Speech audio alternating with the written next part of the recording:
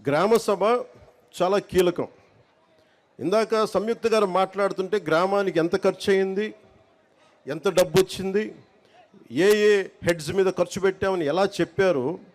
అన్ని ఇది మీకు తెలిసి ఈ రోజున ఈ గ్రామ సభ కనుక మైసూరావారిపల్లి సమస్య, మైసూరావారిపల్లి గ్రామం ఖర్చులు రాష్ట్రమే కాదు ప్రపంచంలోనే ఎక్కడ తెలుగువాడున్నా వాళ్ళకి అర్థమవుతుంది. అంటే ఒక నిజంగా పారదర్శకత, జవాబుదారీతనం అంటే ఇదే. ఆవిడ క్లీన్గా చెప్పారు. అలాంటిది మీకు దాదాపు 41,000 కోట్లు ఖర్చు పెట్టారు.